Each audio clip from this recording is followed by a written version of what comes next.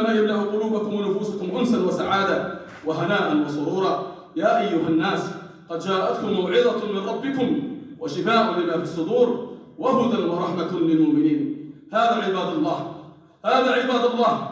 وقد انتشر في هذه الأيام الأخيرة ظاهرة الانتحار وقتل الإنسان نفسه، وهذا ويم الله من أعظم البلاء والخذلان، وهذا ويم الله الذي لا إله إلا هو من أعظم البلاء والخذلان، أن يستعجل العبد موته ولعله يعرض نفسه لعذاب ربه سبحانه وتعالى ويضر بأقرب الناس إليه. وربه الرحيم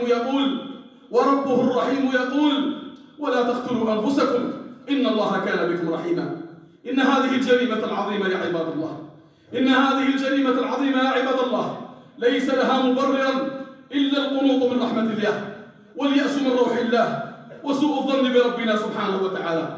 ألا يعلم أولئك المستعجلون من الشباب، ألا يعلم أولئك المستعجلون من الشباب يا عباد الله أن هذه الدنيا غير محزون عنها، أن هذه الدنيا غير محزون عنها، وأن موضع صوت في الجنة خير من الدنيا وما فيها، وأنها لا تصفو لأحد، وأنها لو كان محزونا عنها لما سقى منها كافرا شربة ماء.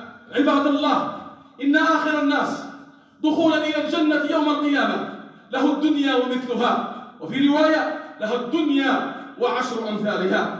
ألا يعلم أولئك الشباب، ألا يعلم أولئك المستعجلون أن هذه الدنيا غير محزون عنها، وأنها لا تساوي شيئا عند رب العالمين؟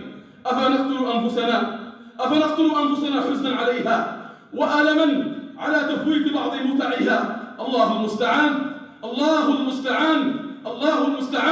ولا حول ولا قوة إلا بالله العلي العظيم. وأقم الصلاة.